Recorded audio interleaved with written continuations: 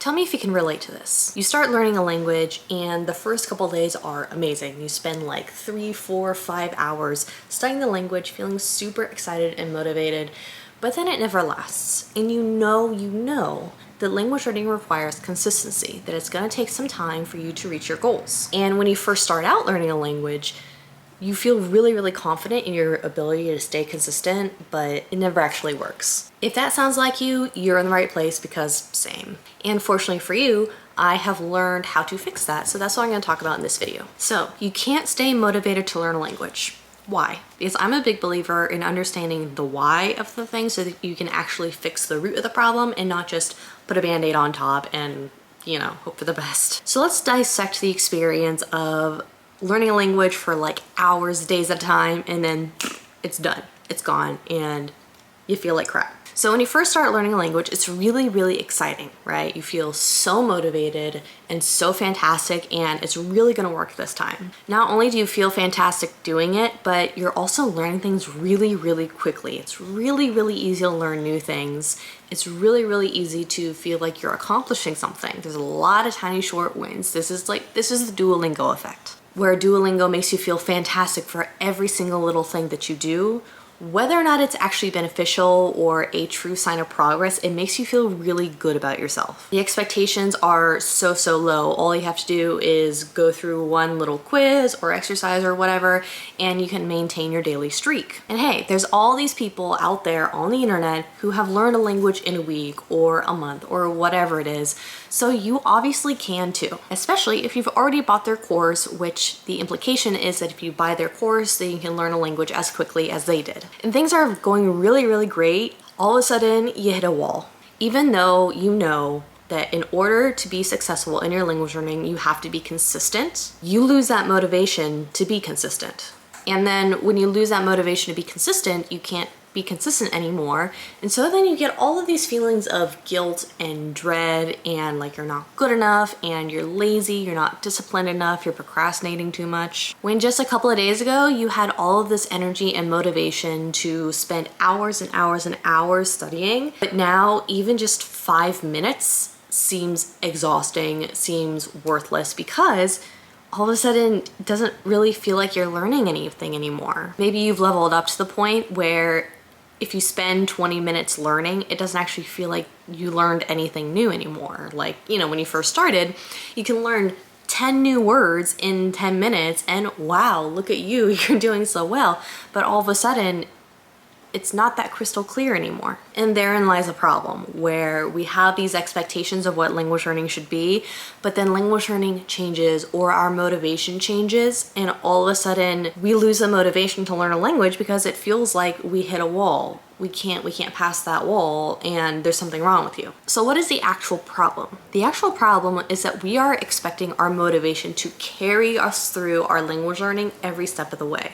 We are expecting that first initial explosion of motivation to be our consistency. Motivation and consistency are not the same thing. Motivation ebbs and flows. And when you first start out, motivation is at like 100x, and then it just it plummets. So if you can't stay motivated to learn a language, it's because your motivation isn't meant to be the thing that you rely on. At least not in the way that you're thinking of motivation right now. Think of language learning like eating. Sometimes you are starving. You are so hungry that everything tastes amazing. Sometimes you're not really hungry, but you have to eat in order to survive and exist as a human being. So you eat because you don't not want to, you just kind of do it. Likewise, sometimes the meal that you're eating is genuinely top tier, delicious, amazing, fantastic food. Life has meaning again. And sometimes food is just like ramen or an apple or something simple that you eat just because you gotta eat, and so this is the simplest thing that you can do. The thing that a lot of language learners do is they expect language learning to always be sushi. Sometimes it's gonna be a slice of toast.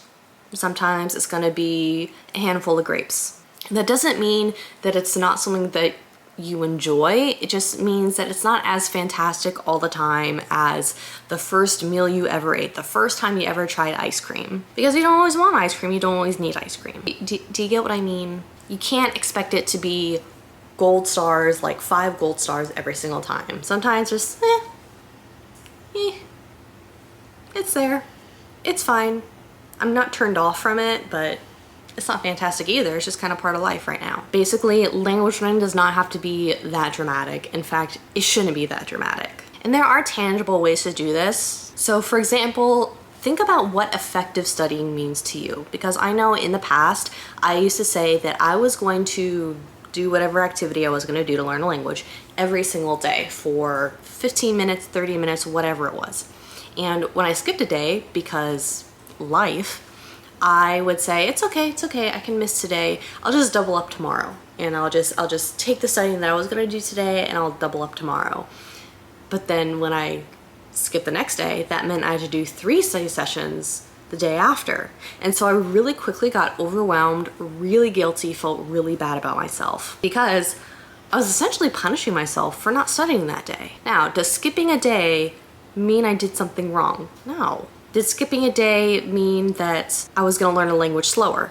No. Because honestly, if you're having a day where you feel the need to skip a day and like just not doing any studying that day, that's better, because if you try and force yourself to study when you're not in a good place to be studying, you're not actually going to learn anything. You're just going to be more mad at yourself. It's okay to skip a day. It's okay to skip a week. However much time you need to skip in order to be a human being, that's fine. It's not going to stop you from learning a language. What is going to stop you from learning a language is feeling guilty about it or forcing yourself to study even when you really shouldn't be or you really don't have the energy to. That is what leads to burnout. And burnout means not wanting to learn language at all, which is the last thing that we want.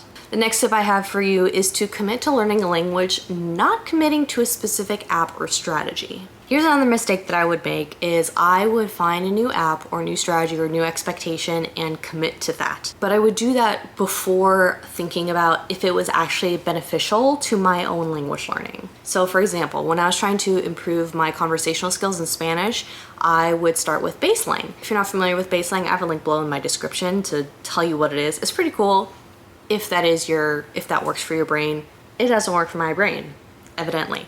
So basically what I would do is I would commit to an hour of baseline lessons, like 3 times a week or something like that. And because logically, objectively, that will get you speaking Spanish. That's a lot of practice. And if it works for your brain, if it works for your needs, that is a very efficient way to learn to speak Spanish fluently. However, I had so much anxiety with it. I didn't actually enjoy doing it. I didn't like doing it. It stressed me out so much. Like half the time I would cancel my lessons at the last minute just because I was so stressed out and so anxious about it. And even when I did find the nerve, find the confidence, find the energy to commit to that hour, I didn't actually feel better about it. I didn't actually enjoy it. It was just kind of something like, okay, I did it. Now I have to prepare myself emotionally for the next time I have to go through all this and hope that I don't quit at the last second. And that is just like an endless cycle of feeling really bad about learning a language. You do not have to do that. If you decide to commit to a certain approach and that approach isn't working for you, change the approach. What I wish I had done at that point was think about why it was stressing me out so much, why I hated doing so much, and then decide to do something else. Now, obviously, this was before I had my language app search linked below in the description. It makes it a lot easier to find resources that work for your particular goals in changing up the strategy. If I had my app search back then, I would have much more easily gone to Spanish, gone to like intermediate and searched speaking and found other ways to accomplish this in a way that works better for my brain. But I didn't have that, and I didn't have the experience that I have now to say, whoa, you don't have to have conversations with native speakers. You don't have to do that. There are other ways to do it. If getting conversational, if getting more fluent in Spanish is genuinely a goal that you want to do, which it wasn't what I wanted to do, it's just what I thought I should do, then there are other ways to do it. At the end of the day, looking back, that's not a goal that I actually wanted to achieve, and the way that I was trying to achieve it sucks for me personally. So no wonder I lost all my motivation. There was no way I was going to be consistent. There was no way I was going to stick through it till the end because I didn't actually want to do it and I didn't actually enjoy doing it. So Kind of shot myself in the foot there. And my final tip for this is that at the end of the day, be flexible. Don't expect things to go your way 100% of the time. In fact, when you start learning a language for the first time, I can almost guarantee you that it's not gonna work. And this doesn't mean that there's anything wrong with you. In fact, that's completely normal, because the thing is that learning a language starts with you learning how to learn a language. There's a whole step there that is completely missing from the dialogue. It's unfortunately not as easy as opening up the right book and bada bing bada boom, you can have conversations in the language. Unfortunately, you have to learn how to learn a language for yourself because it is such a personalized, unique, individual experience. So before you can effectively learn a language, you have to learn what you like, what you don't like, what kind of goals you have, what you want to do with the language, all these kinds of things. And the reason why you can't stay motivated to learn a language is because you need to be more flexible with your goals, with your intentions, with how you're seeing your language learning. Because if the second something goes wrong, you rage quit and give up because there must be something wrong with you, take a step back, chill out, it's gonna be okay. It doesn't have to be that dramatic. Consistency is the opposite of drama, basically. So I hope this video helps you with your language learning. If you'd like to see more videos like this, let me know in the comment section below. Otherwise, make sure to subscribe and hit the bell to be notified when I post a new video all about how to learn a language every Wednesday. Bye.